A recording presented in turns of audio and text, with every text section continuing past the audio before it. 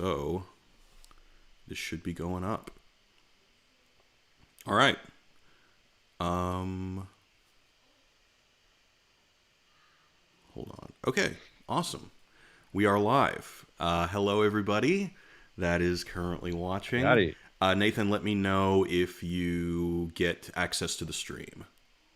Okay, I will as soon as let me see. I don't see anything yet, and I'm on your channel, so, Okay. uh, okay, two watching right now, live. Okay, I'm up. I can see it. We're live. Okay, great.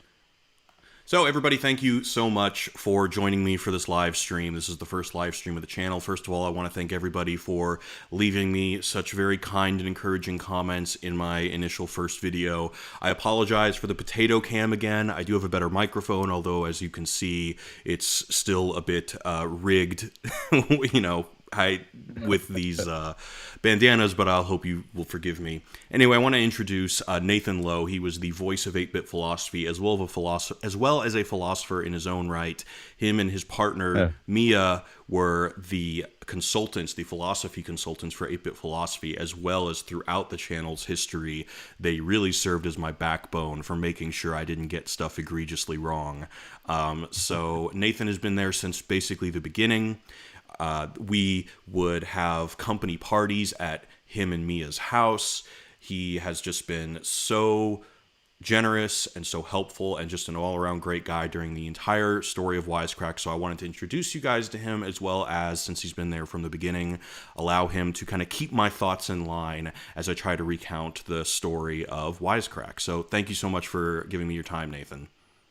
Thank you, and hello, beloved viewers. Yes. Even though I'm not doing my disembodied British voice at this point. But, yeah, so no, I really appreciate the shout out and really appreciate you getting in touch with us. I'll just say very quickly that I saw a Thug Notes video eons ago and thought it was fantastic, and told Mia about it, and she sent Sparky Sweets actually a fan letter. Yeah. And that's how the introductions were made. I don't know if it's to your credit or what, but she actually thought he was real, which I think is very funny. But yeah, well, real. And we can talk about that, because that was very much my intention. Yeah. So yeah, I mean that's kind of how it started, and we met at the very beginning above a little bar, I think, if I remember correctly, over in Silver Lake in the old office. That's right. And went through the stuff, and you know, we thought it was a fantastic idea to do not only the Thug Note show but the 8-Bit show, and it was just a real pleasure being part of that journey from the beginning. So, you know, I just want to thank you for giving me a chance to do his voice and just be a part of it. It was a wonderful run, and I really appreciate it. Absolutely. Yeah. So give me what you got, Nathan. Well, so with the Thug Notes thing, I wanted, because, you know, we talked a bit about, obviously we talked about it 8-Bit, and we talked about what your idea for that show was and everything else. But I always have kind of wondered where the germ for Thug Notes itself came. I mean, was it because you had a good sense of just the playfulness of what this would be, or was there an overarching sense of, you know, I really want to take what could be seen as sort of musty, dusty, ivory tower academic stuff and make it accessible to people, but be true to what the books actually say. Yeah. So let me give just a very quick background as to how I landed in Los Angeles and how Thug Notes came to be. So, long story short, I went to UT Austin Film School, and then after film school, I moved to Los Angeles with the desire to become a filmmaker, like many bright-eyed people do when they come to Los Angeles. And I graduated college. This was in around 2000. This was in 2010, and it's important to mention the timeline because the media landscape, the cinema landscape, everything is so radically different today. And so when I moved to Hollywood with the intention of making independent films, that was much more of a realistic business. The business doesn't really exist anymore. So long story short, I moved there. I worked as a commercial producer for 2 years, kind of making ends meet. And then my best friend Jacob, who was living in London, he was the first employee of a tech startup. And the tech startup had gone public and he was kind of done with it. And so long story short, I kind of seduced him to come to Los Angeles and try to be filmmakers together. Because, in college where we had met, we would oftentimes, watch Truffaut movies late at night while, indulging in college excesses. And, we would have these fantasies. And so I kind of called him out on it and I said, hey, man, you're coming to Los Angeles and we're going to do it. We're going to become like Matt Stone and Trey Parker. We're going to become like the Coen brothers. And so he moved out here. He did it. I quit my day job and I did not have a lot of money saved up. This is stuff that you're not supposed to do. They tell you you're not supposed to do it. So we ended up taking meetings for about 3 months and made no progress and quickly realized that the independent film world, there was no money in it. Like, it's really only a playground for people with a lot of money. So we were very disheartened. We were thinking about just ending the relationship right there. But then we decided, we met all these people in these coffee meetings. Let's make a YouTube video just to show people, and almost like a holiday card, because it was around the holidays this time. Okay. So that was Bubble Please. Bubble Please was basically a mix of urban comedy and like Jewish comedy. It was really just a holiday gift card that we were sending to people that we had met. And one of the things about Bubble Please that really bled into Thug Notes, which was our first project, which was the first Wisecrack project, and that was very unique to my working relationship with Jacob. And as I continue down this narrative, we'll kind of understand, just even though Jacob was mostly invisible during the entire time, he was the CEO, and his contribution was very, very significant. But Jacob grew up in Laredo, Texas. Laredo is right on the border of Mexico. So about 80% of his community was Latino, and Jacob speaks perfect Spanish. Whereas I grew up in Houston, Texas, where my high school was a majority African American. So in Bubble Please, we were basically writing these Latino and Black characters respectfully that very much reminded us of the areas that we grew up in. Okay. And I just want to say real quick, if anyone goes back and watches the show, I think the first episode has been taken down, but I don't think it's because it's too offensive. I think it's because we used someone's music without permission. But there are a couple of episodes that are still up, and I would say that anyway. Strangely enough, Roseanne Barr found it and tweeted it, and then it went viral. Wow. And we basically said to ourselves, okay, we've been here for months. This is the only progress we've made is on YouTube. And through that one video, we were getting meetings with agents. And at that time, both of us were so discouraged by the entertainment industry and how important it was just to have connections that we were like, oh my God, we would be so grateful just to get a desk job at one of these agencies. Never mind actually get to sit across from one of these agents as potential talent. Right. So we were like, okay, there's something to this YouTube stuff. Right. So then I had an idea because I had a friend back from Houston that I had known since I was 6 years old, and his name was Joe. And this guy was brilliant. I mean, we would have these conversations over Facebook messaging about Marvel movies, about Batman movies. We were obsessed with when The Dark Knight Rises was going to come out because we were such diehard Dark Knight fans, and we would theorize about it, and we would recommend each other books that might have ideas that may manifest in the last movie. And because we had this character, his name was Jaquan in Bubble Please, I almost wanted to do a spin-off show called Thug Notes, in which we used my friend Joe's intellect and crazy knowledge about classic literature I mean, I came up with a list of like 150 books and called Joe and I said, hey, here are some books that I think would do well for an idea I have called Thug Notes. How many of them have you read? I listed all 150 books and he had read all of them. He's Right. just a real sicko like that. And so we basically just bootstrapped it. I had met during this time when we were building Wisecrack, I had this mentor. His name was Brian Basham, and he was my boss at my first job. And without him, Wisecrack could have never gotten off the ground because during the time I was building Thug Notes, he actually had me on retainer, and so basically every month or so I'd have to fly somewhere to produce a commercial, but otherwise I had all that time just to make Thug Notes. So I just want to give a shout out to him because he is the only person who made it financially viable for me to continue working so hard to make Thug Notes. And so in terms of, I'm just finally getting to your question. So the idea behind Thug Notes was kind of born out of, I was at the Egyptian Theater and I was seeing this movie called Barry Lyndon, which is a Stanley Kubrick movie that is kind of this slow moving costume piece about a social climber in the 1700s. And I was kind of just joking around with my friend who was also from Houston, just kind of like using some like Houston slang to describe that, it's almost not that much of a difference between Scarface and Barry Lyndon. They're both these epic social climbers. And this woman behind me was like kind of offended that I would use such kind of rough around the edges language to describe such a pristine film. Right. And I said, no, everything I'm saying is accurate. You just don't like the way I'm presenting it. And so from that idea Right. came Thug Notes. And Okay. so that leads us up to Thug Notes. And I have talked about the idea of Thug Notes so many times. So, Right. I mean, if you have Yeah. more specific questions, might be Well, good to, narrow into the yeah. specifics Well, now. yeah.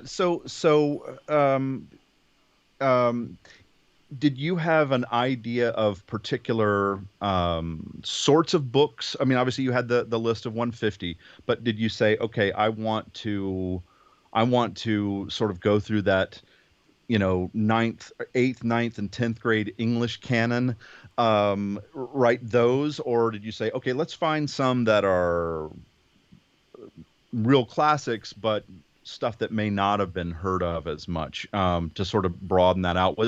Because we know that it ended up being the case that the show was used by Yeah. teachers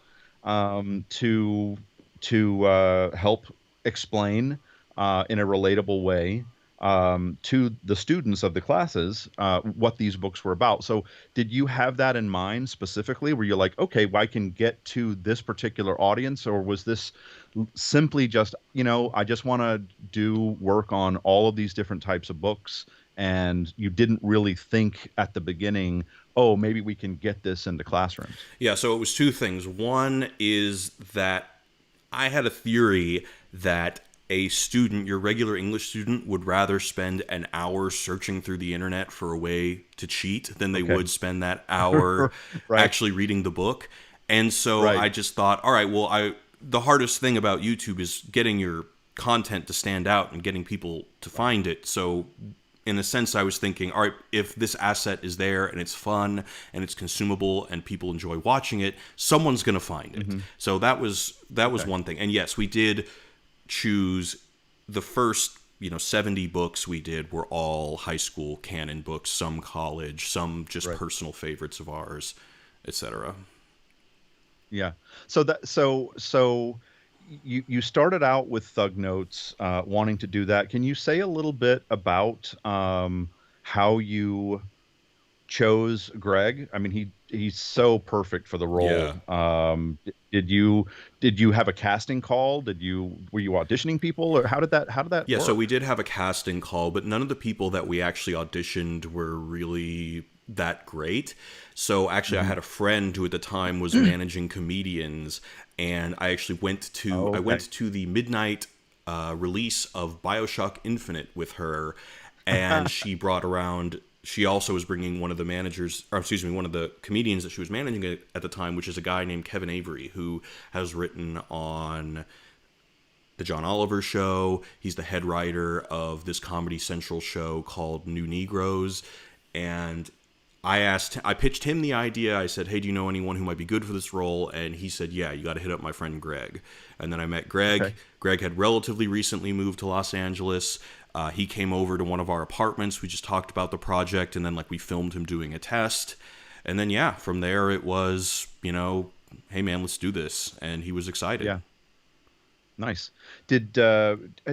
Had he actually read any of these books beforehand, or how did you prep him So for Greg is really into, he likes Dumas or Dumas.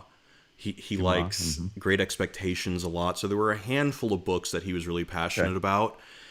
Right. But in terms of the ones that we initially chose, we just chose ones that I knew well because I just wanted to make sure to get everything right. But then by the time we would eventually get to books that Greg was really into, he would be more excited about it. But in general, it was Right. that Joe was in charge of, he would read every book cover to Okay. cover and make sure that all the analysis was robust and do research and stuff.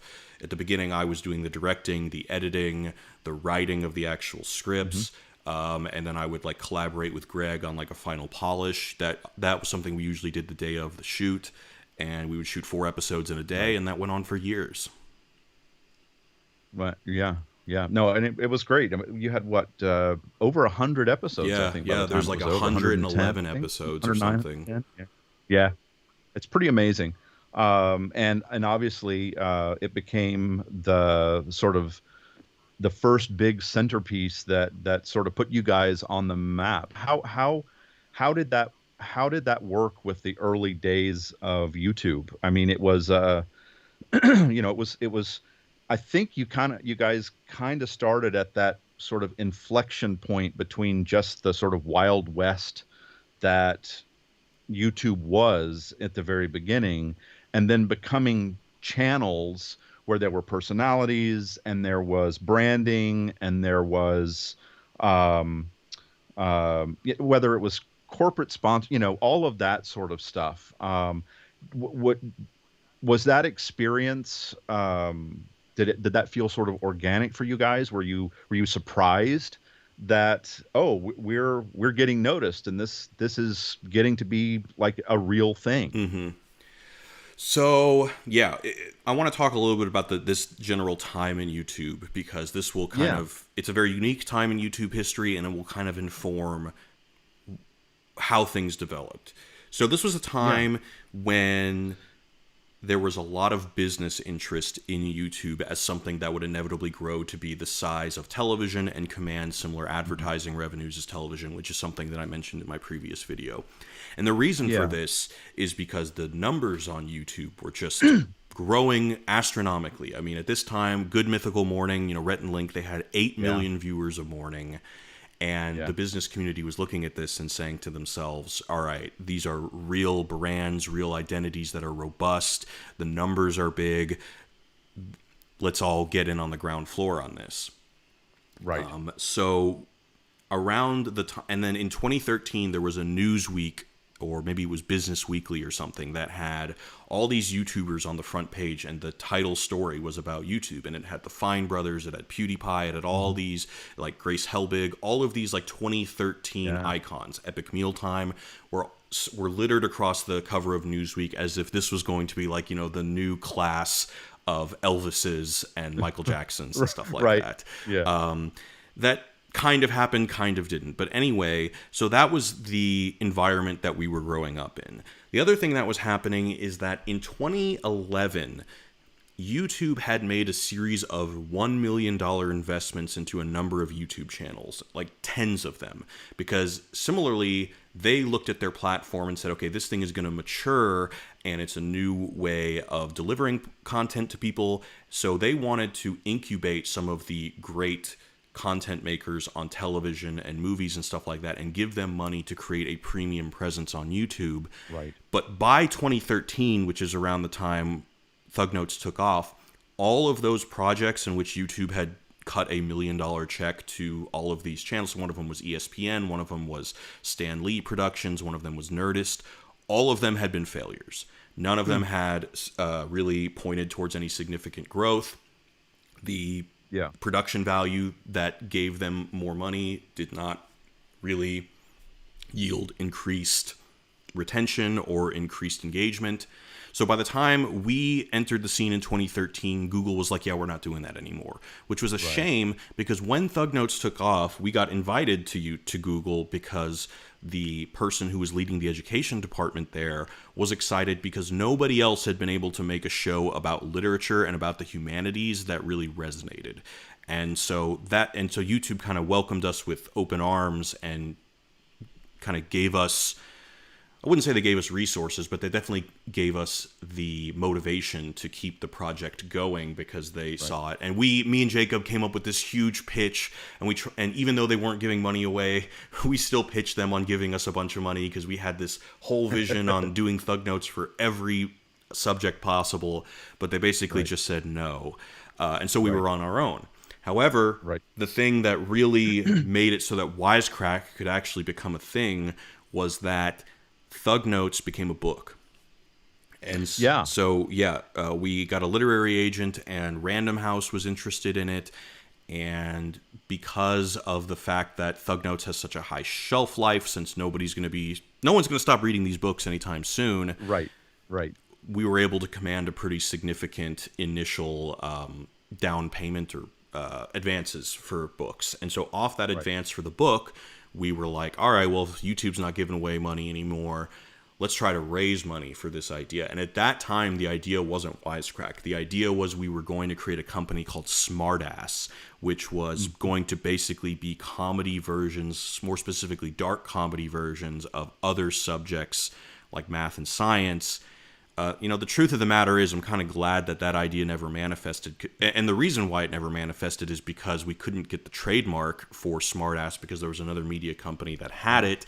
And honestly, I don't think that premise of dark comedy for other subjects, I don't think that can really hold up. I would just break my mind for nights over and over trying to figure out like how to take this Thug Notes success and quote Right. unquote scale it, as they say in the business Yeah. community. Yeah. Right. And I couldn't figure it out. So Right. basically, took us months to come up with the name for Wisecrack, again because I remember. Jacob was the Yeah. business arm. We needed to create new shows.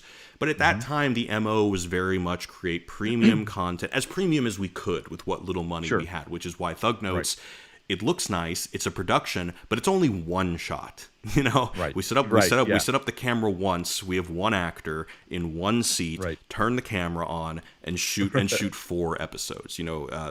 That's the only way that even the small amount of production value that we bring to Thug Notes could possibly be done. And Right. so after that, the next 4 months is a blur to me. It's a complete blackout because I was writing the Thug Notes episodes, writing the Thug Notes book, and writing the episodes of 8-Bit. Right. And the book was under a 4-month deadline, which is short by industry standards. Yeah. And so that summer was kind of a blank. But then Right. once the book was done, we started Wisecrack and the Right. next show, which was going to be the thing that transitioned us out of the channel title Thug Notes, was 8-Bit Philosophy. Right. Yeah. So let's talk about that a little bit. Um, did so was the initial idea like the dark comedy, the sort of Thug Notes for philosophy, that didn't manifest as you say.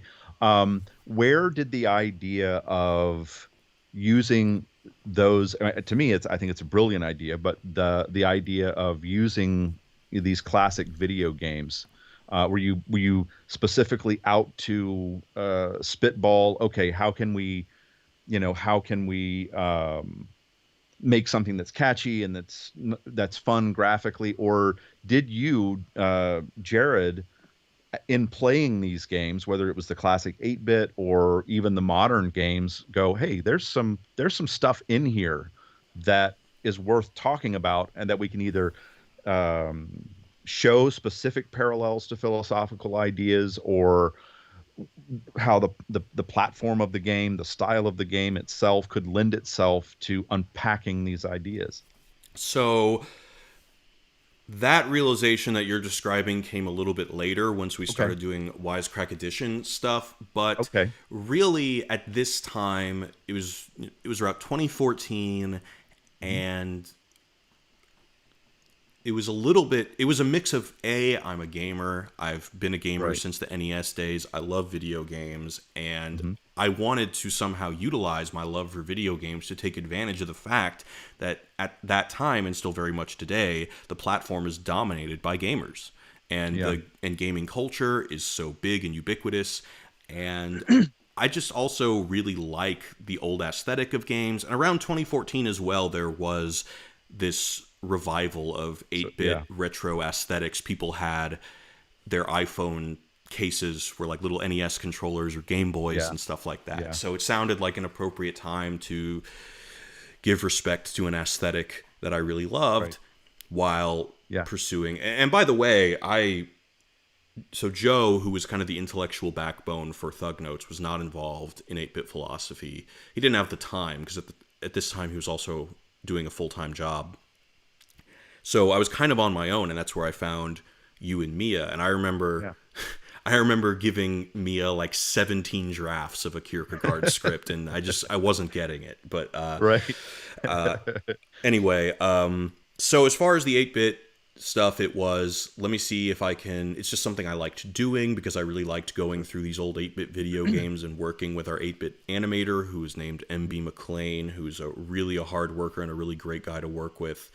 And basically, we would be just taking assets from ROM files and puppeteering these images and stuff like Yeah. that. And it was actually really hard. It's also a big challenge that I also found out later in Wisecrack Edition. And about this time, I started to realize why there are so many math and science channels that are so successful, and why there are not very many philosophy or there were none at that time. There were no Right. Yeah. philosophy or humanities channels that are successful. And one thing that I then realized that I had not realized previously was that these ideas are almost impossible to visualize by Yeah. definition. Yeah. And so it became a labor, but also a labor of love, because it was not Yeah. only is it hard to visualize a philosophical idea, it's really hard to visualize a philosophical idea if you only have existing 8-bit sprites that you can only Right. that you Right. can only alter slightly and Yeah. puppeteer around a screen to Right. communicate the idea. So I mean, Yeah. it was and in general, I would say a large part of Wisecrack was a lot of just very almost sadistic levels of work that I would level at myself, because that was the only way I felt like we could stay competitive, is if I was just sick Yeah. enough to be able to just work Yeah. that much harder than other Right. people, and other people involved in Yeah. the project too, not only myself. Sure. Sure. Yeah. I mean, we've talked about some of that. The fact that, you weren't. It always struck me. It always has struck me that this was not just you deciding, okay, I'm going to figure out how to make money off this interwebs thing. It seemed like you. I mean, obviously, you have to think of it in terms of business to a certain extent, but it always has struck me that you really wanted um, quality, well done, um, true to whether it's the Thug Notes script or the book that Thug Notes was unpacking, or the philosophical idea or author or problem that you were trying to tackle.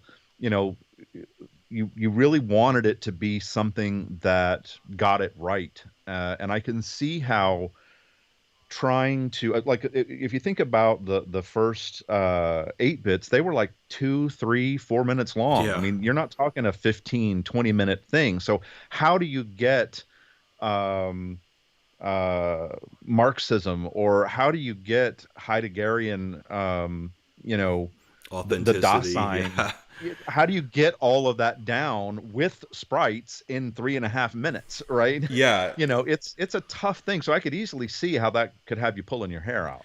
Yeah, it was really hard, and of course this was at a time in YouTube where the general wisdom was that the shorter the better, because people have short Yeah. attention spans. This was before the general wisdom was that YouTube was favoring watch time in the algorithm. So this was a Right. time when shorter was better. So even Right. see the old Thug Notes episodes are like Yeah. 3 to 4 minutes, and Yeah. now some of the later ones in like 2016 and 2017 are sometimes like 12 minutes long.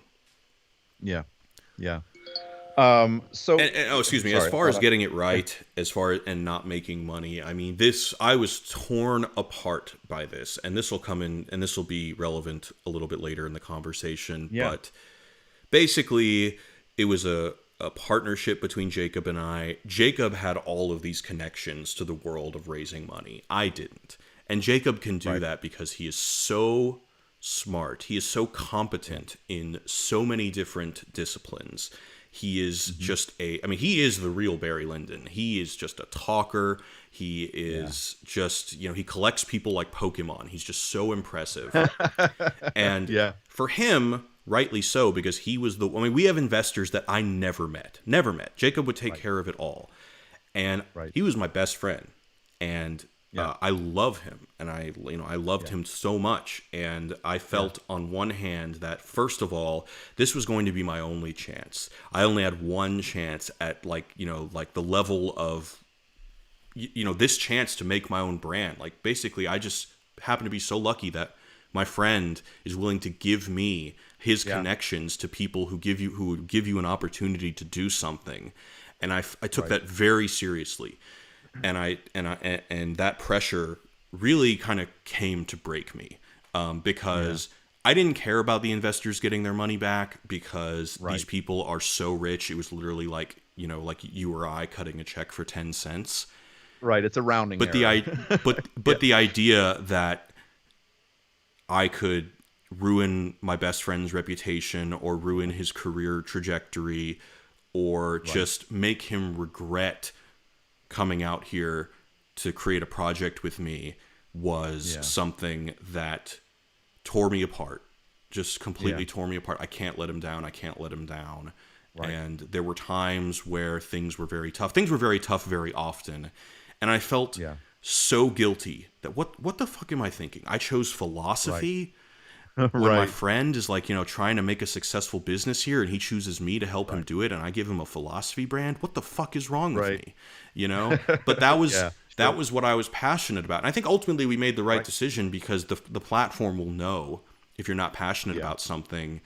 But Sure. this is when things started to fuck with my identity Right. because, and we'll get there eventually, but Yeah. Well, I yeah, was. yeah. This actually is a good maybe a decent segue to a couple of questions that I had. I mean, I saw a little bit of how the sausage was made. Obviously, I was just voicing one show, but toward the end of my run on 8-bit, I was beginning to break the narrative of the show to do a sponsorship ad or something like that.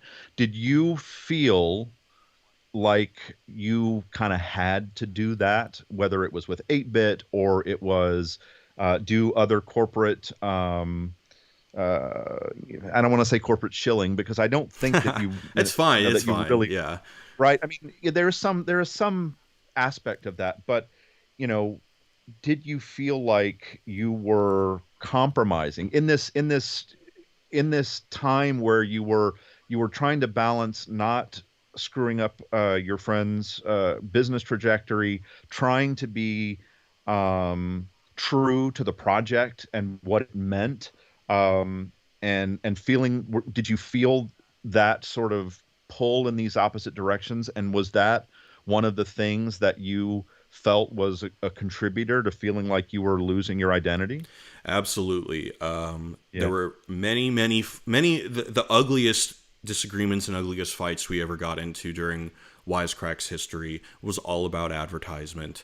And you know, there was nothing I could really. I mean, me and Jacob would argue about it, but at the end of the Yeah. day, we got to make payroll. And, one of Right. the things that really actually motivated me when we were in the early days of Wisecrack was that, so the first guy that started writing, so I had written everything on Wisecrack up until I don't know, episode 12 of 8-Bit Philosophy, where we brought in this guy named Matt Reichley. And Yeah. Matt Reichley, love that guy. Such a hard worker, so smart. He also wrote the first Wisecrack edition. He's he works at a high school and he's a debate coach, or at least he used to be.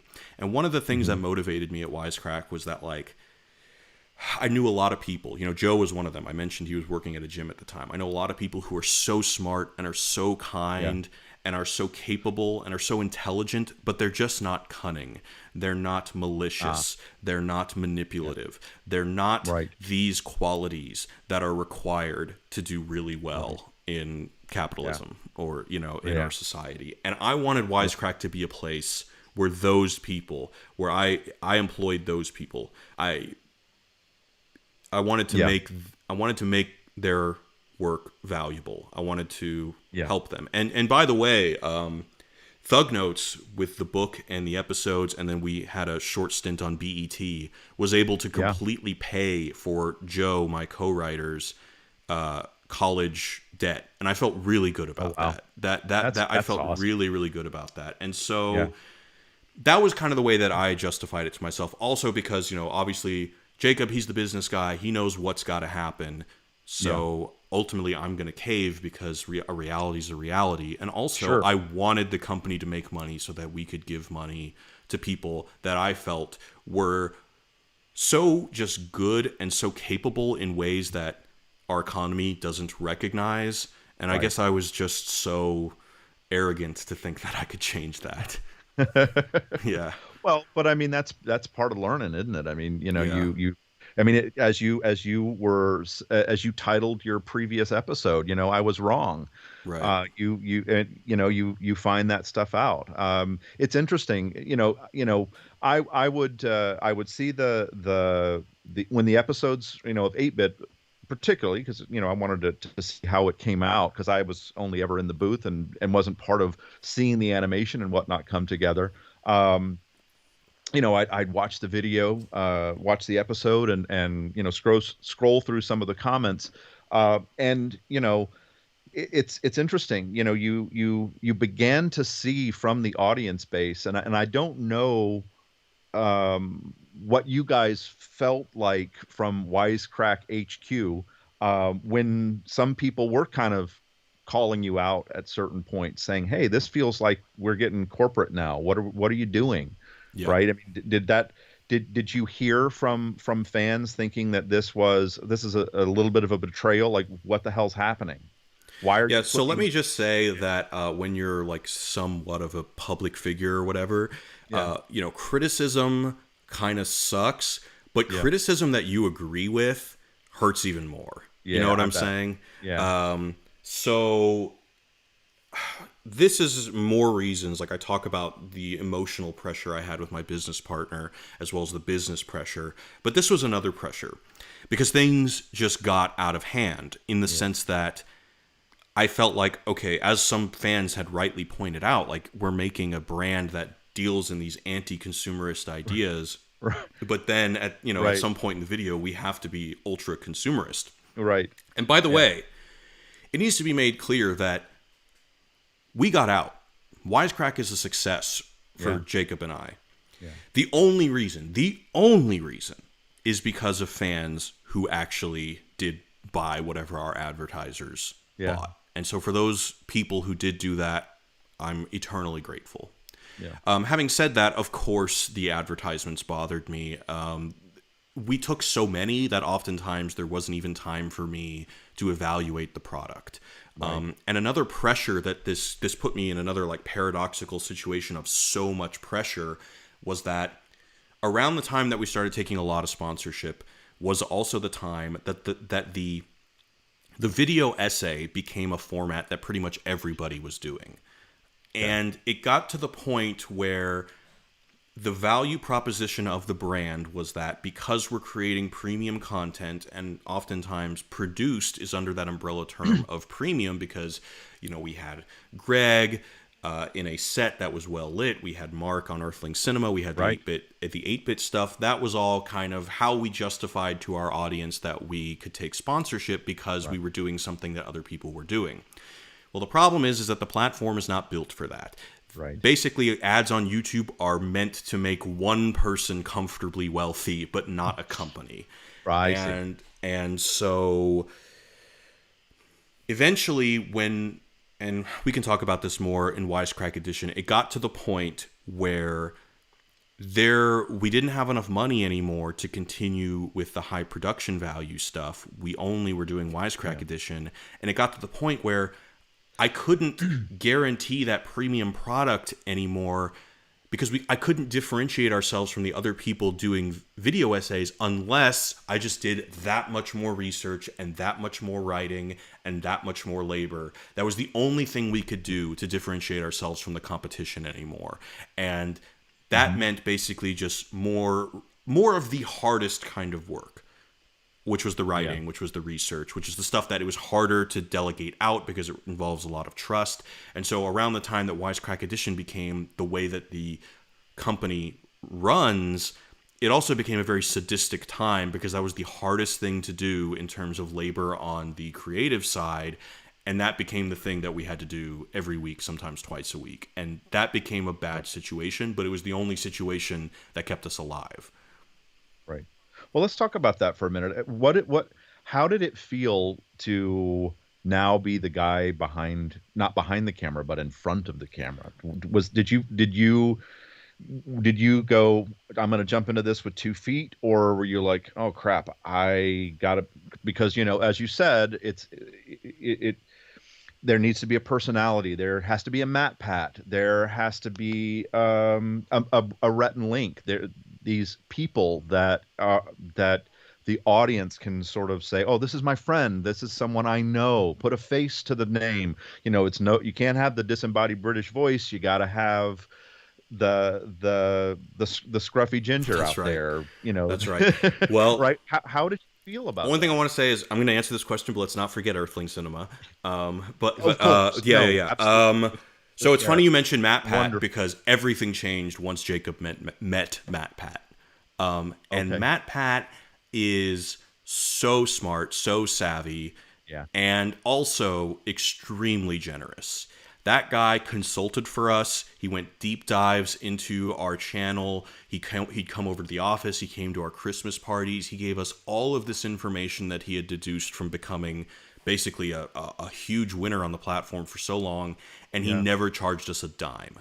He was, Yeah. and we entered the negotiation planning to pay him, but he just refused to ever take money. So Matt Pat is the real deal, and he really believed in the content that we were making. He was very kind. But anyway, part of what Matt Pat told us was exactly that. He's like, look, no one's going to follow a brand. No one cares. It's all about personality.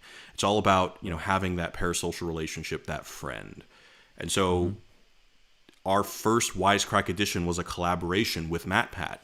I did Oh, that's right. That was it was, Bioshock. yeah, wasn't it? so or on his channel we did this at the time. The format was called Deadlock, I think, and it was this debate show, and me and Matt Pat Oh, had a debate yeah. about which is a better piece of art, The Last of Us or Pac-Man. And then that Oh, and then okay. that That's basically transitioned to the first Wisecrack edition, which was the philosophy of Bioshock. And so and Matt Pat actually narrates a third of that video. yeah. So That's right. that was kind of the birth of me as a character and me and Wisecrack Edition as a format. Yeah. Yeah. So how did that? I mean, you feel okay with that? I mean, was that ever something you wanted to Well, be a part of? no, that was never the plan. It was really it was really just out of necessity. Yeah. Because money was so tight that it was like neither Jacob or I knew if I was even good at this. It was literally just like, well, we don't have to pay anybody if one of us just does it. And so yeah, I just started doing it, and initially I only wanted to use my voice. I didn't want to use my face, and then eventually, for reasons just to grow the channel Yeah. and to ensure that our advertisements convert more, we decided to just put me out there more. And that's when all of these pressures that I'm talking about started to Right. really mix with my identity and Right. really start to harm my mental state. Yeah. Yeah. Yeah. Is it Was it the guy's gotten famous, so now he's going to be, a VH1, behind the scenes? Was there that kind of reaction, or was it just I'm not sure. not the I'm not sure I'm following. well? What do you mean by Sorry. VH1? So it wasn't, you read on the or you.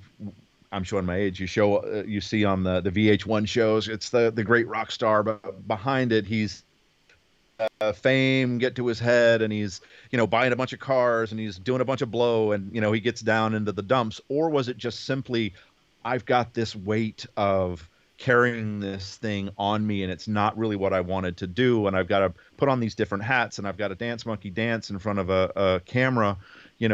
Is that, or is that more what you're describing when you're talking about how this became so unhealthy for Yeah, so you? in terms of the VH1 like party boy thing, that was unfortunately not me. I wish it was. Really, honestly, every most of the times I would just go home and listen to philosophy podcasts while I played Dark Souls, just to stay really stimulated and just to make sure I was learning as quickly Right. as I can. Because one thing I forgot to preface is I've only been to film school. I have a bachelor's of science. I have no formal education in philosophy, history, sociology, literature, anything. So, Right. and I was the editor in chief. I had to make sure that everything was robust and stuff like that. So, Right. Sure. yeah. Yeah. So I was actually I was a choir boy. I wasn't very social. I should have been. Right.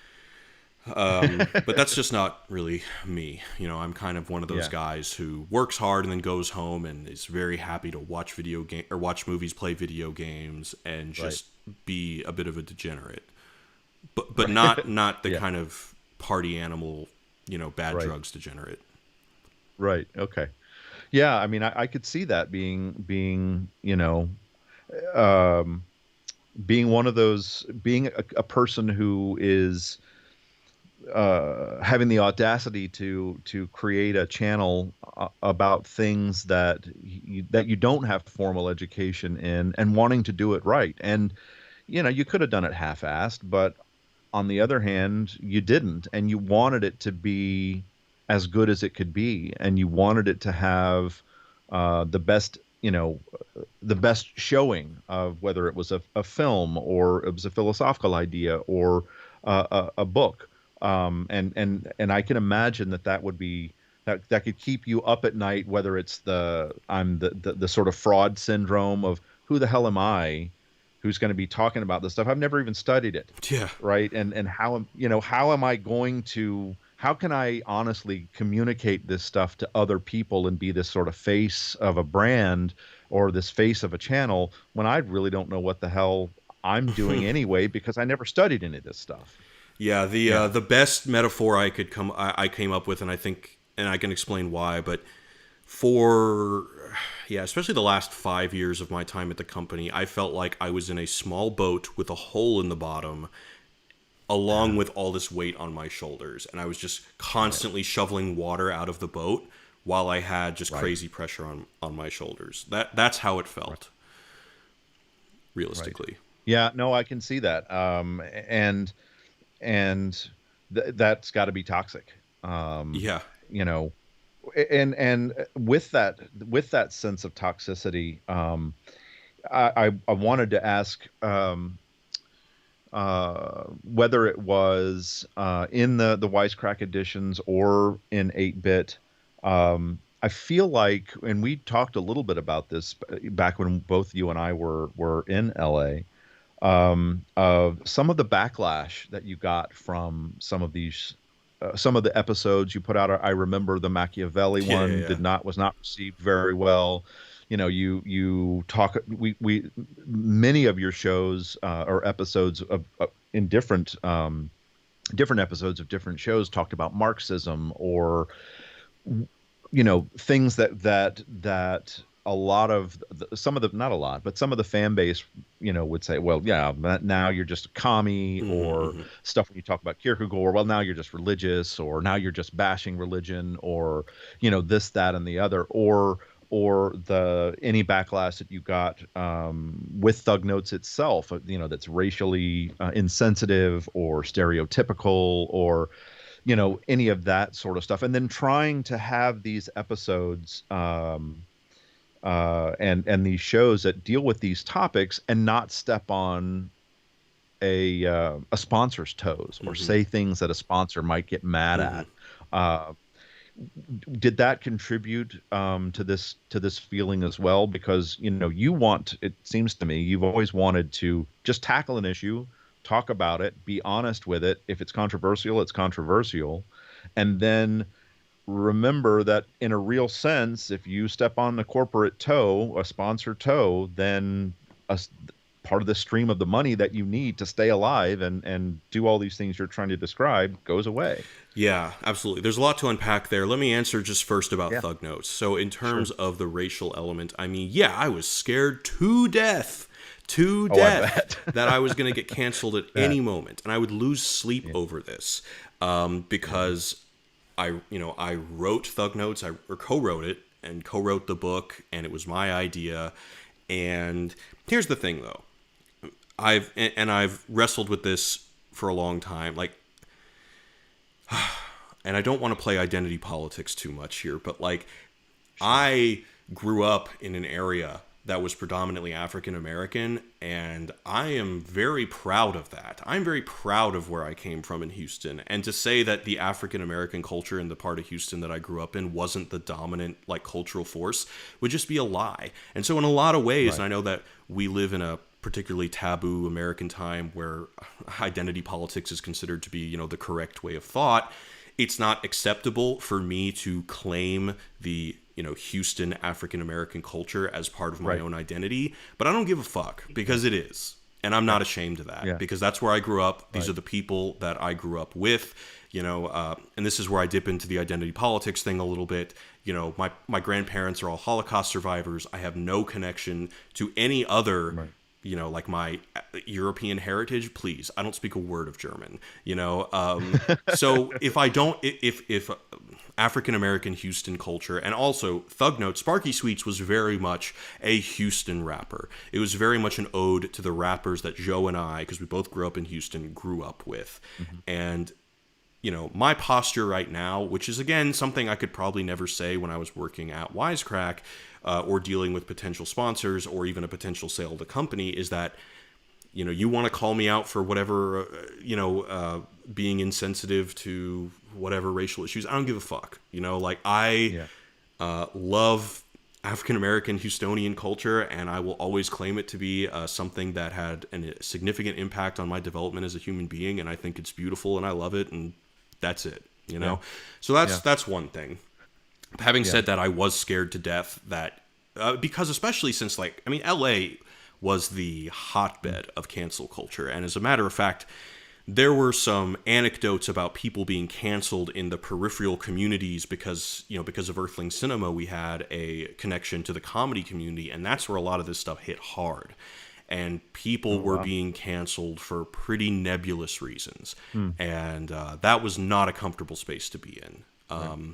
I bet. Anyway, so that's that. And what was the other part of the Oh, question? well, I was just, how did you deal with, or was this fact, part of, um, what felt toxic to you, or what might have contributed to you just, kind of fraying at the edges, in terms of, not this racial stereotype, fears, necessarily, but, whether it was 8-bit or it was an opinion in, a Wisecrack Oh, yeah, edition yeah, yeah, yeah, of stepping on a sponsor's toes, right? Or saying something that might get them in trouble.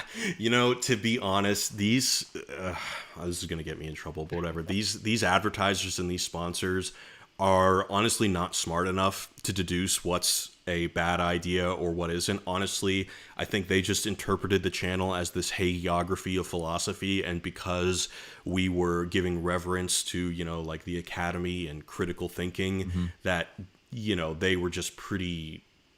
They just. We gave them confidence that we would toe the line of what is offensive and what isn't. And all of this is, and that was never something that was explicitly said, but it was Right. kind of understood, Okay. because Jacob and the sales team were very adamant about making a brand safe Right. or an advertising safe brand, because that was the only way we were going to get out of this. Right. And so it yeah, I mean, part of it in terms of like what was a touchy subject was honestly just me being naive. Okay. I've never been a political person. I am now, but I've only feel like I'm getting like pulled into it because movies suck these days. But I've never been a political person. I honestly always just thought about various philosophical ideas as food for thought, and so I didn't really see much at stake in sharing particular ideas. And then the other thing is that when it came to Wisecrack Edition, my goal was to just reveal ideas that the shows or the movies were dealing in themselves. Mm-hmm. And so even if I had a philosophy personally that was very counter to whatever the show was exploring, my goal was to be faithful to the show. Right. Right. Yeah.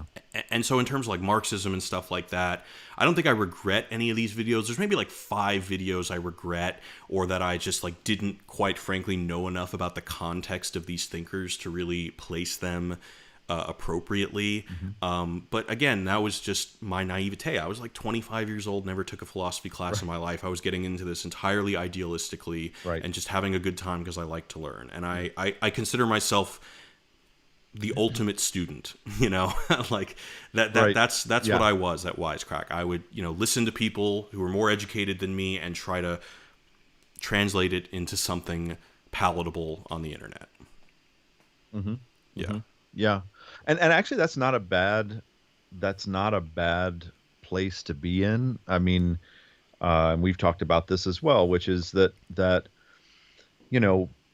if someone's explanation of a political, philosophical, scientific, mathematical idea is only understandable to people who are already within that world, then it's not necessarily a great explanation, right? Yeah. To be able to speak to that kid in the back of the class or who never was in a class. And if you served as that person who was able to try to get these ideas in a shape that you can understand and you can make accessible to others, that's actually pretty good.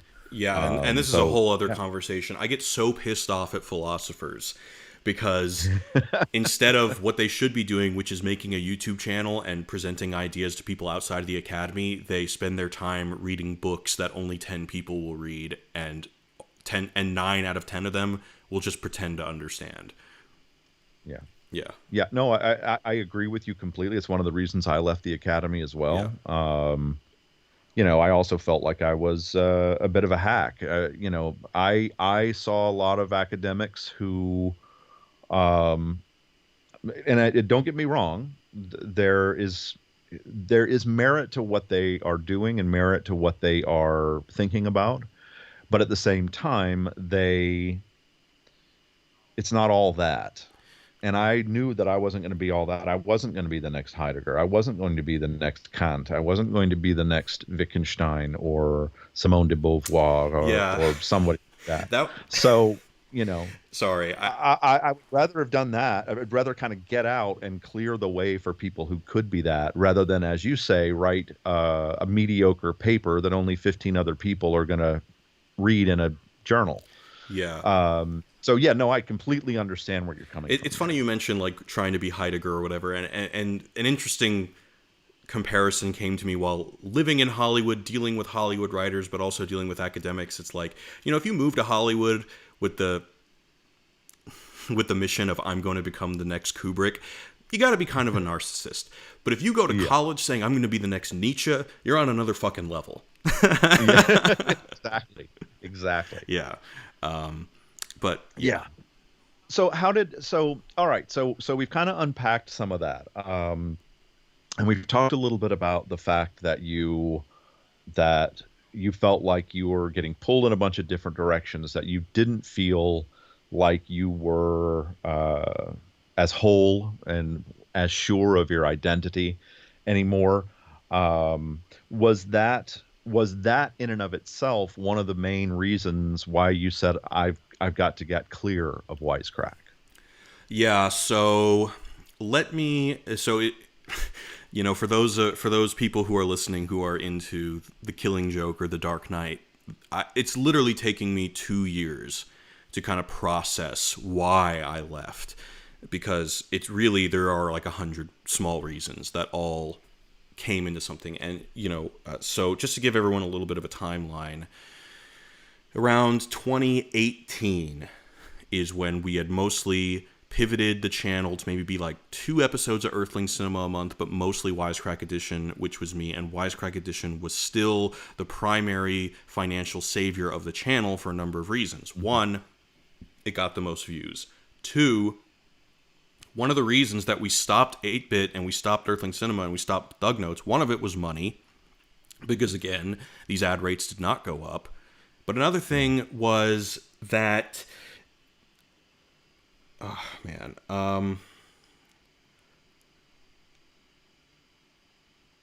it was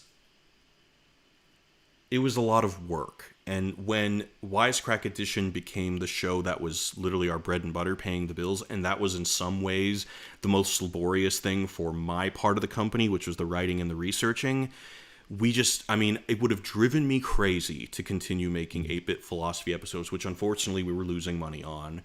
With Earthling Cinema episodes. So real quick about Earthling Cinema. Earthling Cinema was a collaboration between me and a Hollywood writer named Ben Steiner, who is the most talented comedy writer in Hollywood. Obviously, I'm a little bit biased, but he is so smart and so talented that, he wrote like 75 episodes of Earthling Cinema, and then I mentioned this on another podcast, but Mindy Kaling poached him. And he started writing on this short-lived Mindy Kaling show, and then Mindy Kaling took him to this next show. He just wrote on Saved by the Bell on Peacock, and I think he writes for Myth. He's so talented. So it was just one of those things that, unfortunately, because these YouTube channels and these brands did not develop, they did not evolve. Obviously, when Mindy Kaling comes a knockin', I can't compete, and we lose our talent.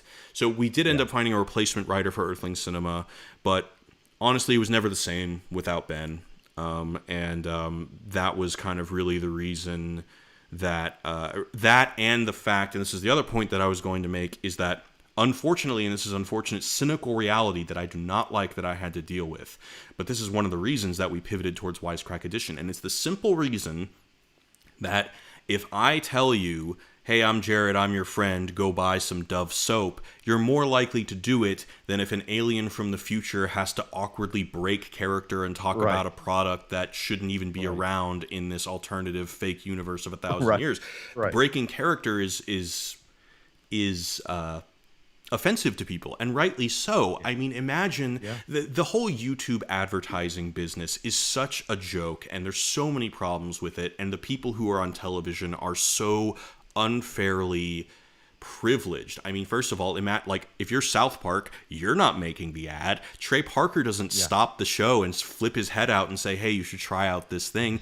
Other people are paying for the commercial. So because the whole advertising model depends on, first of all, conversion, meaning go to dovesoap.com/wisecrack, and that the platform itself is based on these relationships between people, it was night and day when we ran an ad on 8-Bit or Earthling and Thug Notes versus when we did on Wisecrack Edition. And unfortunately, that just came to dominate our viability as a company, whether or not we could pay people. And that's not what I wanted to make. I love Wisecrack Edition, but I wanted to make shows like Thug Notes, 8-Bit, Earthling Cinema. I didn't want to be the face of it. And more Wisecrack Edition just meant more work for me, and it meant more advertising. And again, the walls are closing in because more and more video essays are getting popular. I can't differentiate us enough about it because we don't have the production money. The only thing we can do is research harder and just, hope that we've got the talent. And so to answer your question, the reason I wanted to give this breakdown is I remember the exact time. It was in 2018. It was roughly September.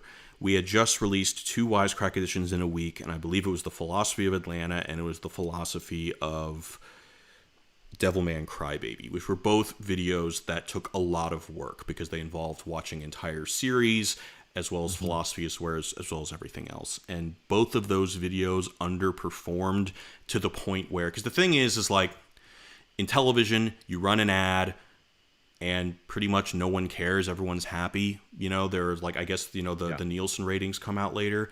But if I sell an ad saying that, oh, this will probably get like 300,000 views, and they pay me based on that assumption, and of course, because the algorithm is so chaotic, you can never really guarantee that assumption. It was just a constant where every day it would be like, okay, this ad underperformed, so that company is mad at us. They don't want to work with us anymore. And sometimes it wouldn't even be because of the views. It would be because, oh, well, not enough people bought it. And that kind of pressure, the pressure to, all right, if this doesn't get enough views, it's going to compromise our validity as a company because we're going to lose a client. Secondly, if this ad isn't selling, it must just be because I'm not elementally likable as a person enough. And most people who are making YouTube channels and are these YouTube personalities, they don't have this crazy ultimatum or crazy pressure, hanging above them that if this brand doesn't convert, you're fucked, and B, if this brand doesn't convert, then these people aren't going to work with you again. I mean, that may happen to smaller YouTubers, but the stakes aren't as high, or at least seemingly high, as they were with me. And also, we also did, because we were a company and because we had people on payroll, we had to take an ad every video. And what that means is that your audience is going to eventually become numb to it. If they're seeing advertisements every video, even if your audience is gracious and proactive, like Wisecrack audience was and continues to be, and I am eternally grateful for that. However, they're not going to be able to buy every product that you throw at them. Right. And because of that, obviously, as we continued to be a channel, the conversion rates started going lower and lower because people just can't buy every product. And sometimes we're advertising the same product. And so the pressure on me just elevated and elevated and elevated because, people still expected high returns on their investment, but because of the nature of the platform that there are no checks and balances for, that there is no real way out, there is no answer for. So anyway, back to 2018, that week, that was the time that I burnt out first. And I took a week off, and what really burnt me out was we had just released these videos. They had both underperformed, and our sales guy, and I don't think that he meant anything malicious here, had basically just said to the company, it's like, oh, well, we should just try something dumb and simple since, Jared's over there killing himself and nobody cares about this smart stuff. And that pissed me off so much because I was like, don't you fucking dare try to belittle the incredible amount of effort people put forth in making these videos. And he apologized and everything. But at that point, because of those two videos and because of all of the negative fallout of those two videos, I burnt out. And I took a month off. And then I came back and I had a meeting with Jacob, and he said, all right, this isn't working out. The writing is on the walls. Google took all the money.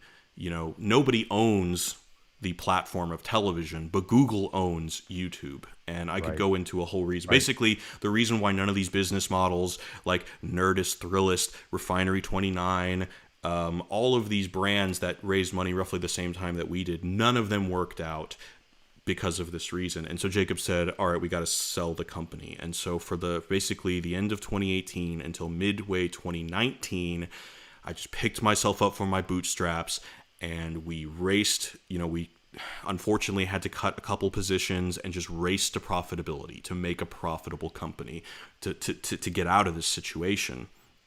And we did it in June, middle of June, 2019, we sold the company. Now, when we sold the company, two things happened. One, I had a boss now, and two, Jacob left. And Jacob was the CEO. He was in charge. He didn't have any real input on the content because he just didn't really care. It just wasn't his thing. Philosophy's not his thing. Right. And I think he realized that he moved to Hollywood wanting to make entertainment, but I think he realized that he's more of a businessman and he doesn't really have a voice and he just wants to get back into business. So Jacob Hmm. left, and that was, and again, I thought that we were Matt and Trey. I thought that we were the Coen brothers because he had said that to me before, Right. and he's the kind of guy who says things in like the heat of a passionate moment and then feels differently, which he has every right to do.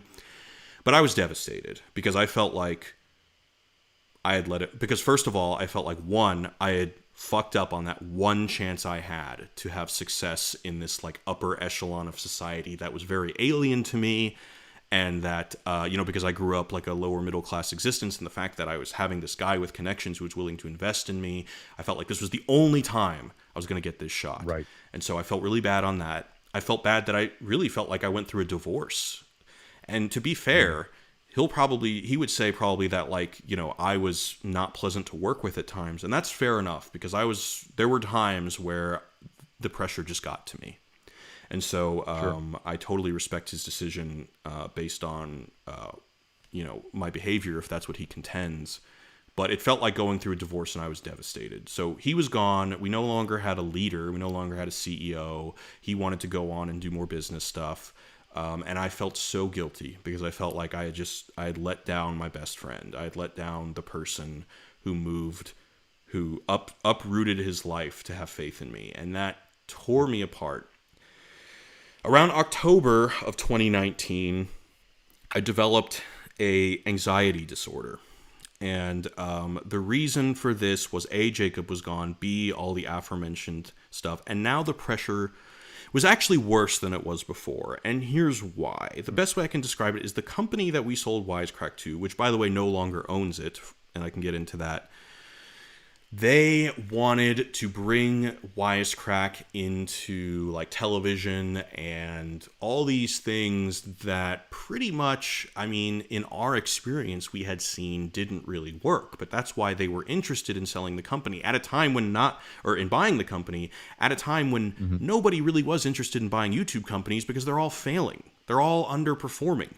BuzzFeed, Vice, these people are getting like half of what they projected. That's the sign of a bubble burst and a bad industry. So, part of my job at the new company was to create ideas for television and to sell those ideas to television. And this was one of the reasons I was so excited to work for the new company because that's what my dream was. And Right. so the problem is there was a couple problems. One, the guy who I was introduced to basically be the development guy for television didn't like any of my ideas and honestly wasn't really very interested in hearing them. Mm. Secondly, there was, remember when I say that our identity as a brand was continuing to be diluted because now everyone was doing video essays. So when it came to Right. define Wisecrack as a brand that transitions into television, I found myself being in a situation where none of the people who were making decisions were liking any of my ideas. This was also kind of an ugly time in Hollywood culturally, and like some people said some stuff to me that was kind of ugly that I don't really want to get into. But anyway, my job, because now that Jacob was gone, I basically inherited his job too, kind of. My job was to just like figure it out. Like, we bought this company on the understanding that there would be these other opportunities to make money. Mhm. And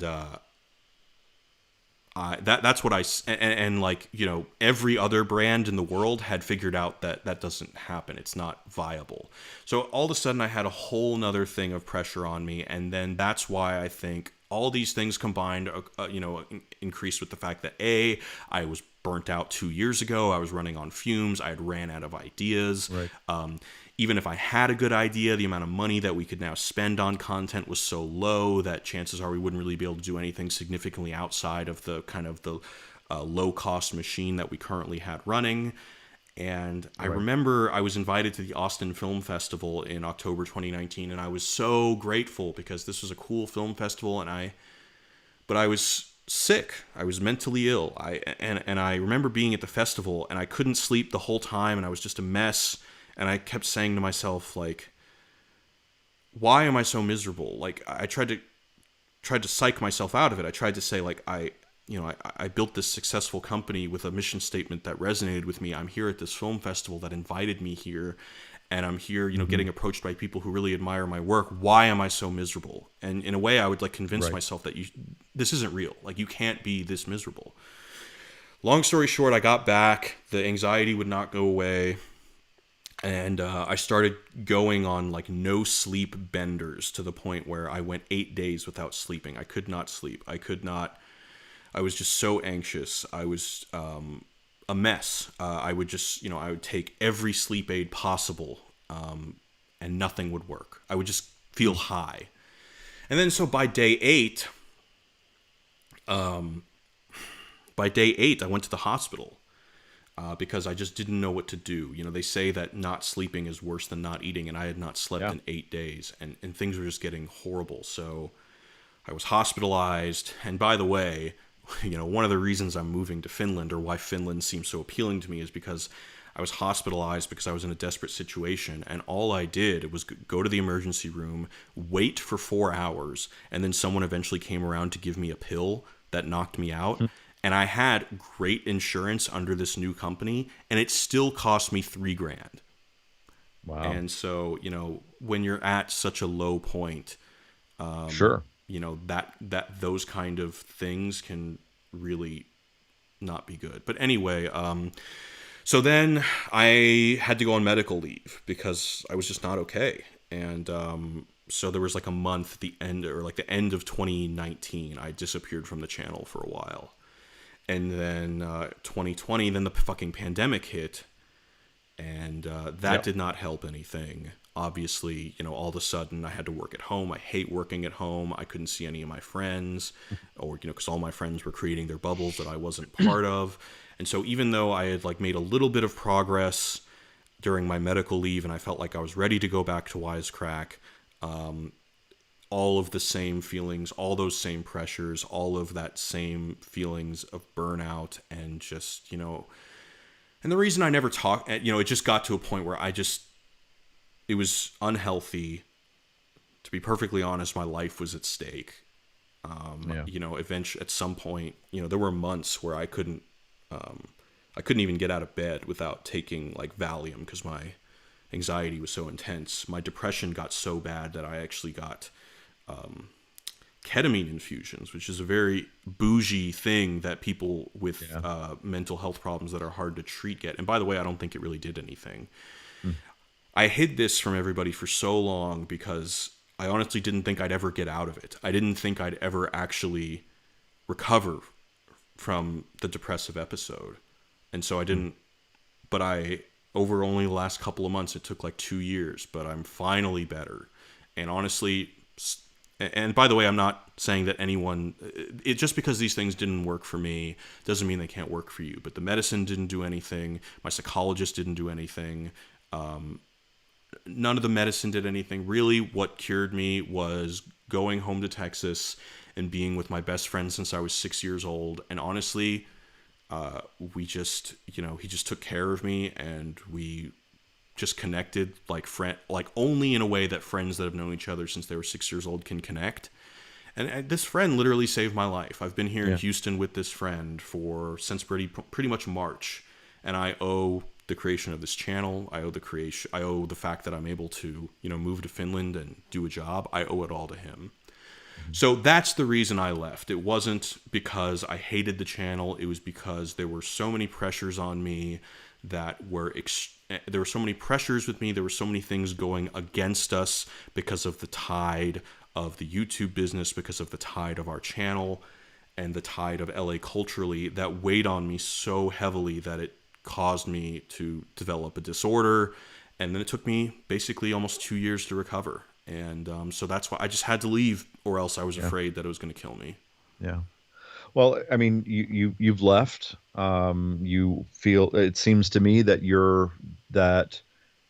that you're healthy, which is fantastic. Have you been able to um, talk to some of the folks that are still there at Wisecrack? Do you feel like they are that you can talk and reestablish relationships with them and everything else without any of those layers that you had there now? Are things well with you guys? Yeah, so most everybody who's there, at least that was there when I was there, they know what happened. Right. I was Yeah. open with them. But in terms of reestablishing contact, like I still talk with Ryan, Austin regularly.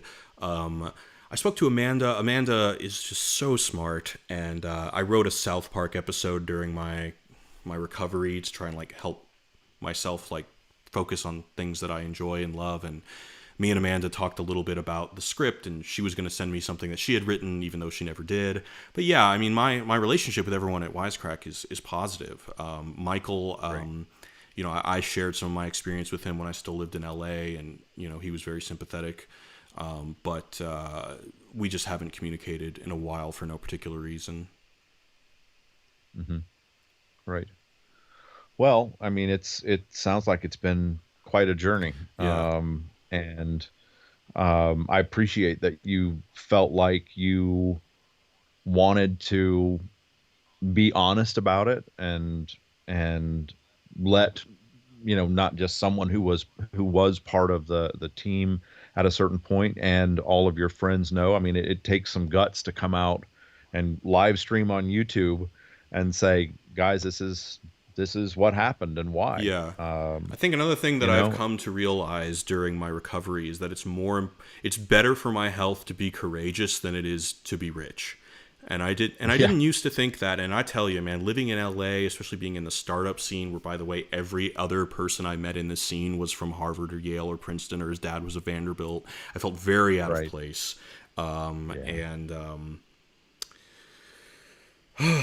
Yeah, it's not a good scene because yeah, like when you live in Los Angeles, especially when you're in a situation like me, you come to believe that like, oh my god, I've got this one chance to get rich, or else I can never have a family, because you could never right, afford a house in Los Angeles if you're not rich. yep, I could never actually have a kid and send him to a decent school, because in LA all the public schools are shite, and yep, and the private schools are enormously expensive. So being yep, out of that environment where everybody is basically get rich or die trying hmm, has been also a huge impact on my mental health. yeah. No, yeah, I mean it's one of the reasons we left as well. I mean, we left in May of 2020. A couple of things came together at once for that, but I completely understand. And especially with I was never even on camera, just doing voiceover work. I hadn't been in a studio even before the pandemic for probably 2 or 3 years because you could do it all from home. And so yeah, the rat race that's there. If I was 20, maybe I would go to try to do whatever. But I'm no, I completely sympathize with what you're saying. And I think the good thing, if I may say so, is that you recognized it and got out, because you and I, I'm sure, both know people who are still in LA who are just bitter and broken and truly fucked up, and it's just not a good place to be Yeah, if you're not willing to be as you say, the kind of malicious, manipulative sort of person who can use people and do whatever else to make it in that town. And that's of course, that is not to say that everyone in that town does that. There are tons of fantastic people below the line, the people who are the grips and the best boys and the electricians and the sound people, and even a lot of workaday actors, whether it's voice actors or on camera actors, who are amazing, but you never hear about them. And of course. And there are it's still a people that live in LA that I love. I mean, yes, Ryan absolutely. Haley, who maybe he was on Show Me the Meaning. He's got his own channel called Ryan's Shorts. He still lives in LA, and that guy is honestly the most morally and intellectually courageous person I know. And people who know him and how goofy he is might laugh Yeah, at that, but I really maintain that to be true. yeah, So yeah, I yeah. mean there are No, there I are great people who live in Los Angeles, and I think that really the pandemic really put that into focus, because once you take all the awesome arts, culture, and everything, right there's only the weather, and not even that's that good anymore. anymore. Right, absolutely. Yeah. um, well, Do you wanna do you wanna open to questions if there are well, I any? was going to say, Yeah. yeah, I think I really appreciate you, having this conversation. If there are people who out there who are watching. Looks like there are about 400 or so people who are talking, watching. If you got any questions for Jared or for me for Yeah, I that matter, apologize. I feel have free not to been type watching them the stream. I've just kind of been engaged with Nathan. So Nathan, if you see any, in. Yeah. yeah. Um, Stephen Shapiro says, did What's you up, have Steven? previous experience? Did you have previous experiences with mental health issues? When did you acquire the vocabulary to frame your emotional mental state during these difficult experiences? Yes, I did have a history with this particular mental illness, and I went through it in high school, and this was unfortunately kind of a repeat. And I had even said to Jacob at one point, like years before we sold the company, I told him that I'm a little bit afraid of what my depression is gonna do at the end, however this ends. And Yeah. unfortunately, that might have been a self-fulfilling prophecy. But believe me when I said I didn't want to do it. I don't really think that anything ever really helped me frame it in the proper vocabulary. Honestly, that didn't really help at all. I honestly found all of the psychological experts that I dealt with to be extremely kind, but tragically unhelpful, to be honest. Yeah. Thank you for that. Let's see. Mac1314PS3 says, I'm curious if you think there's a solution to this advertising problem in the YouTube space. What are you going to try to do in the future to keep the money coming in?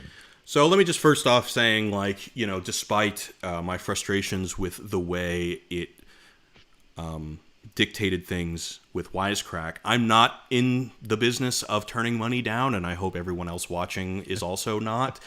So, if this new channel gains traction and people want to sponsor me, and it's a good product that I believe in, which is something that I can stipulate now that I didn't have the luxury of being able to stipulate in the past, I have no problem with taking it. And I think that the amount of money is more appropriate for an individual and not a company. So if you're an individual with a YouTube channel, it's not going to be a real big problem. The problem comes when that it's a company. And by the way, I also believe that it should not be this case. All these rich YouTubers like PewDiePie, as rich as he is, he should be 15 times richer for the amount in terms of how famous he is. Because I think that the entire advertising industry is around the corner from a huge upset once everybody realizes that the supposed premium you're paying for on an ad on a David Spade show that gets 300,000 views versus a YouTube show that gets the same.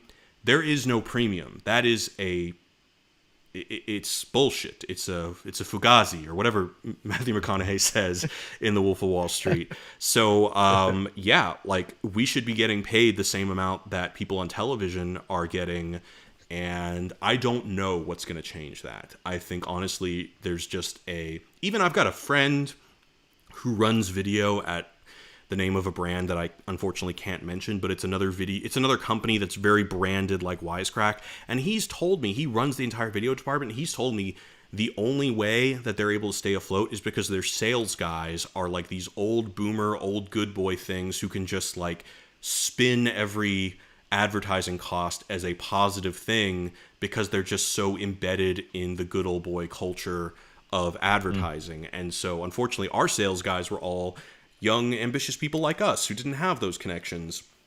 So something's going to change, but in terms of the average individual YouTuber, things are still okay. Things are still fine. Nice. Good.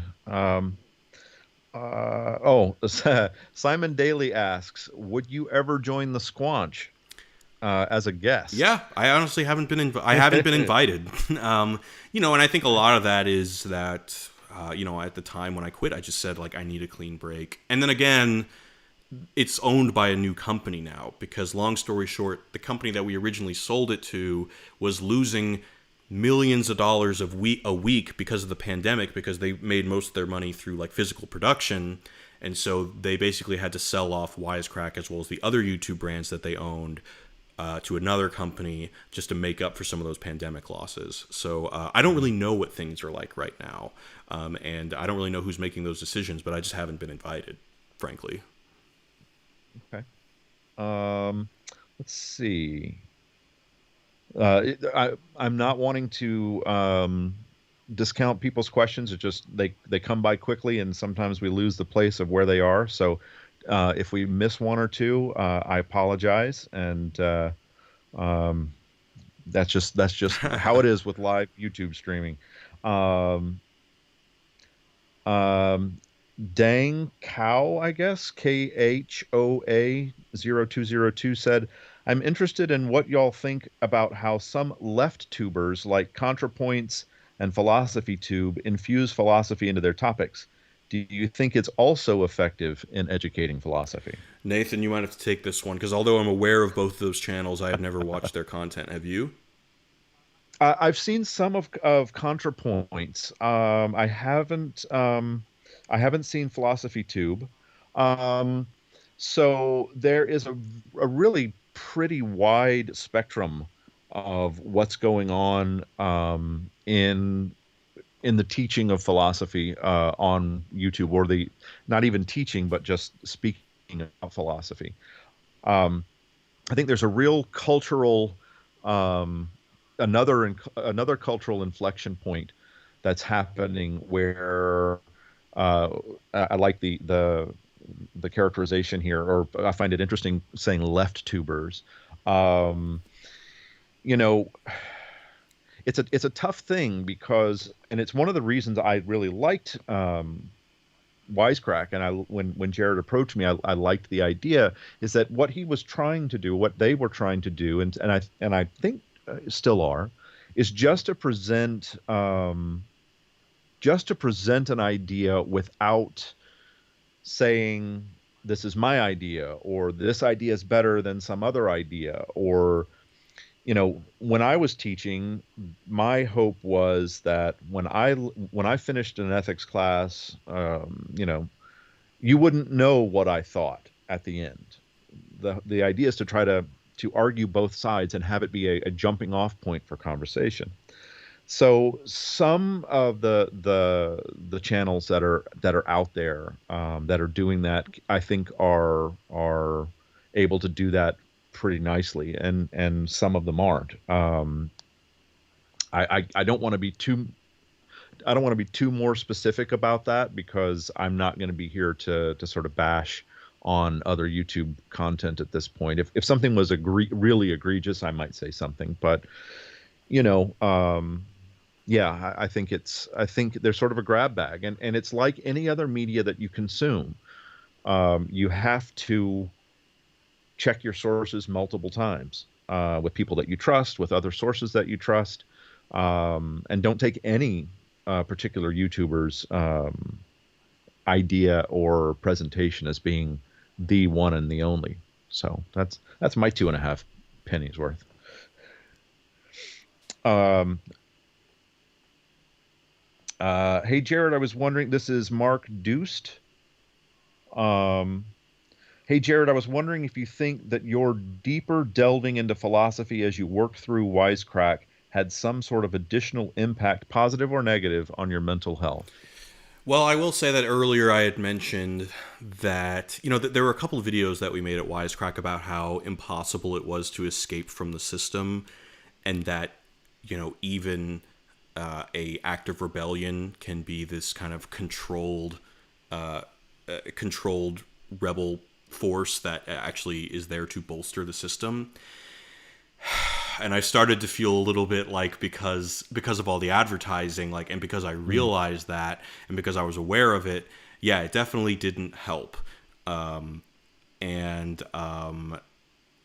terms of, I don't know, that's really hard to say. I mean, I honestly think it was, one thing I didn't mention also was when I developed that anxiety disorder, my girlfriend left me, which also she took the dog that we had raised together, which was heartbreaking. So like, really, I think the biggest thing was just the pressures of the business, the unfortunate time trajectory of the Hollywood, or excuse me, of the YouTube business model, And then the two divorces, the divorce between me and Jacob and the divorce between me and my girlfriend, all of that just coalesced into just, a bad couple of years, basically.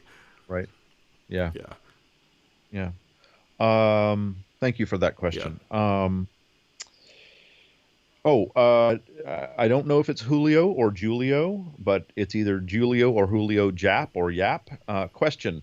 You once said that you now believe in the potential of YouTube far more than cinema. What in your wildest dreams would you hope to achieve through YouTube? Wow. Well, what I mean by that is that people just spend more time watching YouTube than they do watching movies. If one were to say that movies were a powerful force in spreading new ideas, then I think you could only say that YouTube is way more. It's interesting because a lot of sometimes Hollywood gives you the little bait and switch in terms of how to Mhm. communicate ideas because it's all nested within a narrative, which is very much what Wisecrack's mission statement at one point was to kind of uncover. And so I think that in some ways, cinema is more powerful than YouTube because it's a little bit more implicit, but just the scope of how you can reach so many people so quickly and spit out a message that can be consumed and actuated so quickly and on such a scale, I think will make it much more powerful than cinema in just kind of shaping society. Right. And in terms of my greatest thing, honestly, my greatest thing would just be to have a great community for a place to have conversations and talk about media. And I don't really know. I think I'm honestly just planning on having fun, having good conversations like, ones that I have now with Nathan, as well as ones that I've also had at other points with Mia and Nathan. So I'm not really coming into this with a lofty goal like I did before. I'm really just going to see what happens. So that brings a question to me, or something that I was thinking when you were talking about it. I mean, cinema, you know, it's it. I've always thought of cinema and large and even more largely thought of just the theater in general was this space where our greatest and best and sometimes our most base ideas literally get mimed back to us, right? Hmm. There's an artifice there, and that's why sometimes breaking that fourth wall can be so disconcerting or so powerful, or whatever else. And there's no it wasn't lost on Plato, right? Who had the cave analogy playing on this idea partially even way back then. I mean, the Greek theater was a teaching tool as much as anything else. But there is a level of artifice. There's a level of this sort of disconnection where when we're here on YouTube, whether it's you and me talking at this point, or you know just someone having a live stream by themselves, or people watching other people play video games. That amazes me. It's an amazing thing that is a not just a thing, but it's a very popular, very sort of important You're thing. I getting, mean, you're there's a starting to fun. get the boomer status, man. I know. Get off my lawn. No, but I'm saying it does that signal a fundamental shift in what we think the function of this sort of stuff is in our lives. That watching people play video games can be edifying as well, or is it the case that it's not as edifying as the theater and the cinema as it was traditionally understood are, right? Does that make sense? Yeah, and I think we're really stumbling upon the fact that this isn't really it's not really a fair comparison, because I would liken video game streaming much more to the NBA or the NFL. You're just Right. watching people who are really good at something be really good at their Right. craft. Right. And so there really isn't that level of artifice that you're talking about. And honestly, thinking about it more, I might have to revise my position, because I do think that there is a unique power in artifice to let ideas come in. Like let's say, someone who's very much on the left is probably not going to be convinced of anything right leaning just by watching a Ben Shapiro video. But maybe if they Right. watch The Dark Knight Rises and it really resonates with them for some reason, then something might sink in. I don't, something like that. Yeah. Yeah. No, that makes sense. Yeah. But Just having said curious that, on my also end. like the Renaissance that I really was talking about mostly in the last video was just these small channels that have come up that are just Zoom conversations like this, and Mhm. name any topic you want, and there's discourse about it now on the internet, and it's very Right. easy to get interviews now with really interesting people because everyone knows how to work Zoom. Right. Yeah, absolutely. Do you have some? I mean, I don't want to do any Yeah. spoilers. Or do you? I heard you mention Zizek at one point. Are your people in talks with his people to get him to come on? We interviewed Zizek once, and we just emailed him, and he got back to Yeah. us. Yeah, I'd love to have him on again. However, if I do, I'm gonna have to like lay down the law with him because he'll just talk and talk and talk, and it'll be kind of lame. So if I ever do get him on, I'm gonna try to be a little bit more proactive about Okay. narrowing his focus. Sure. But so my first video that I already have the plan for will be kind of a video essay, but more of like an opinion piece. It's going to be like a mix of a book review as well as an appreciation of a particular episode of South Park, because that's another thing. I mentioned that I had written a South Hmm. Park episode. South Park, I watched all 300 episodes like 3 times over the last year because it really Wow. was very curative for me during Yeah. my recovery. So Nice. it'll be a Yeah. South Park video. Okay. Excellent. Are there any other public intellectuals that you would love to have on, or it doesn't even have to be public intellectuals, just other people of interest that you would like to try to get on the show? Yeah, there are some people that are kind of more on the controversial side. So a guy who I think is very interesting, though a lot of my friends claim that I should hate him, is James Lindsay. I would love to have him on the show. I'm really attracted to this Harvard professor named Glenn Lowry. I think he's got some really interesting perspectives. I would love to have him on the show. And in general, I think a lot of these very smart people have never really been introduced to the notion of looking at very real present cultural problems through the lens of a movie. So for example, with James Right. Lindsay, he writes a lot about the Frankfurt School and about neo-Marxism and stuff like that. So instead of just having a conversation around that, I want to invite him to talk about the Coen brothers movie Hail Caesar, in which Right. these communists have infiltrated Hollywood, and kind of talk about the success or failure of the communist project in Hollywood through the lens of that movie. That's the kind of stuff I'm Right. looking to do. That really excites me. Nice. Yeah. Yeah. So maybe dovetailing into this is a question from JC. JC asks, if you had to do it all over again, would you do it? I think meaning do Yeah. Wisecrack and everything. Oh man. I mean, just from a could I go through what I went through emotionally again? No. If you're asking me what would I do differently if I had to do it again, well, I would probably just have made it a personality thing from the get-go. I don't know who the personality would have been. I don't know if it would have been me. I don't know if it would have been a combination between me and Joe, who was my co-writer on Thug Notes. I don't know what it would have been.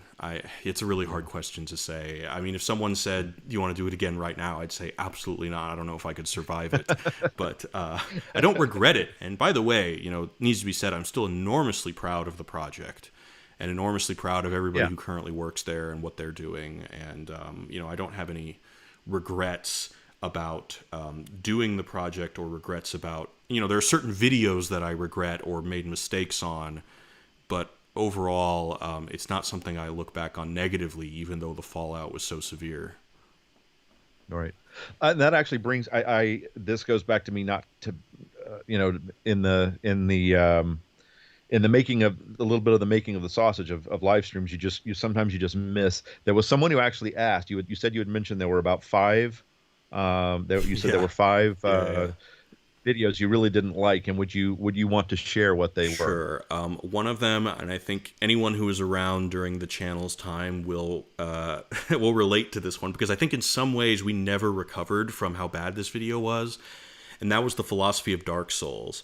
And that story, and I don't want to. The guy who wrote it is so nice, and I really like the guy a lot, and I don't want to throw anybody under the bus, but that was a situation where I was very young and naive, and I was just kind of I was blinded by this guy's credentials because I was like a 25-year-old who had never stepped foot in any kind of advanced level of academia, and this guy who was this PhD in philosophy, who had this really impressive resume, was interested in my project and interested in researching and writing for my project. And just in my naivete, I think I was, still in this very young kind of idealistic vision of the academy. I just kind of uncritically trusted everything he said because I was like, this guy is so qualified. Obviously, he knows more than the net nerds, but I was so wrong. I was so wrong. And so that was a lesson learned. But it was also things like that also made the job such a torture, because after that video, I learned, like, okay, I am going to have to watch every show and play every video game by myself because I'm the last... I'm the editor-in-chief. No, I have to okay these things. And then that also just made it so that all the watching I did, I was watching for work. And the one thing that was kind of my spiritual release, which was watching media, became homework. And that also, it robbed me of my crutch that I used for my whole life. And so, yeah, that's my answer to that. Okay. All right. Do you want to take just like two more or one more? Yeah, I think let's see if we can get a couple more in here. Let's see.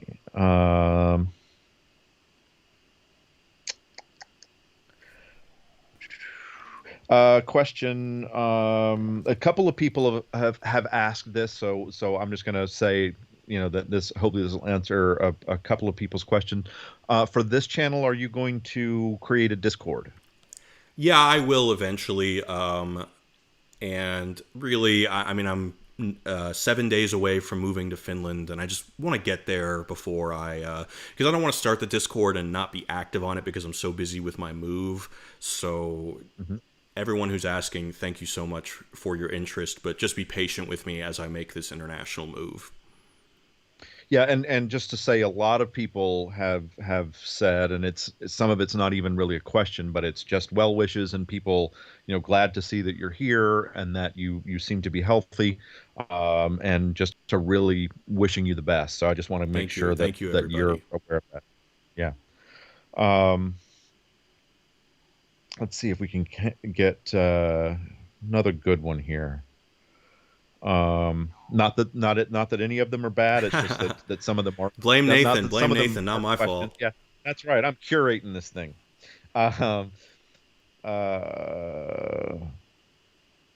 Couple of questions about the ad apocalypse, which I think we've kind of at least tangentially talked about. I think we've kind of covered that. Yeah, that was a real bummer. Yeah, yes, it was. Here's something that's interesting. It kind of steps back a little bit, but it might be a good one. How did letter D says, how did the various podcast ideas come about? Show me the meaning, the squanch, etc. Did you guys have like a writer's room where you spitballed ideas or pitched ones, or did someone just come to you and say, hey, I think this is kind of cool? How did that work a little bit? Well, I had never really listened to a podcast before we started making them. It just wasn't something that I really engaged with. And Alec was very interested in podcasting and was very excited to get into the space. And quite frankly, it was just another way for us to grow. And actually, it was the opposite. All of our podcasts, I would take notes in terms of certain things that, like a summary of an episode or a movie that I had to have written down because I wanted to get it right. And then I would take notes about what I was going to say. But none of us would talk to each other before the start of a podcast. And in fact, it was more the case that the podcasts were always a brainstorm for a possible video. So, for example, in the Django Unchained Show Me the Meaning, we stumbled upon an angle that we had spent a long time looking for because we always knew that Django Unchained was really popular, but we couldn't really figure out what the angle was. And then because we had a great podcast about it, we were able to kind of throw ideas around until we landed on something. And so that was more often the case. Okay. Good. Cool. Good. Well, thank you for that question. There's one more I think maybe we can do, and then maybe we'll say that this is the last one, unless you have an objection. No, I think I've pretty much gotten everything off my chest that I wanted to. Um, I guess maybe we can end on this because it comes back around to your stated goal on the of wanting to be authentic. This is from again. Let's see. Well, I don't. Okay. You said you usually avoid politics, and one could argue we may be in a cultural turning point. Do you plan to stay clear of the culture wars, or do you plan to go full authentic? And I will add, if you do plan to go full authentic, what would that mean for you on your new channel? Yeah, I mean, right now I'm planning on going full authentic. Now, if I go to Finland and I realize that it's a like a hostile environment to people who I don't know. I'm expecting it to be very chill and no one's going to care about what I say on the internet. If that ends up not Right. being the case, maybe I mean that would really suck. But yeah, I am planning on going full authentic. And as far as things, I'm not going to go full culture war in that. That's not what the channel is going to all be about. It might be something that I talk about every once in a while. Unfortunately, during Wisecrack, I would try to convince myself that the things happening in the culture war didn't bother me. But I think that was Hmm. just kind of like more self sabotaging my mental health because I don't think it was true. I actually think some of that stuff really bothers me. And Yeah. so I no longer have the shackles that would keep me from talking about some of my positions. And in general, I've been very inspired by a book that I read recently called Silence is a Spiral. And I really believe, and basically the thesis of that book is after World War II, this sociologist came to the conclusion that Nazis, these regular everyday Nazis, were able to do such horrific things because they generally did not know that it was acceptable or that it was even an option to think differently. Uh, And so that's kind of put into perspective that a lot of the things that I see going on in the culture war that I'm not happy about, mhm. I want to take it upon myself to at least allow people to know that there are other options of ways of thinking. All right. That's a great answer. All right. I hope that more people do that and are not afraid. Yeah, again, and yeah, courage is better for my mental health than money, Absolutely. which I guess is good because Yeah, money's hard to come by. it is, isn't Yeah. it? All right. Well, All thank you right. everybody for indulging me as I recount the story of this, very important stage of my life. I hope that the story resonated with some of you. If it only resonated with a handful of you, then that's good enough for me. And thank you so much for subscribing to the channel. And I hope to really make this a really special, fun place in the future. And thank you guys for wanting to go on this journey with me. And thank you so much, Nathan, for giving me your time. I really appreciate it. My pleasure. I really enjoyed it. All right, guys. So I know people wanted me to say it last time. So, and as always,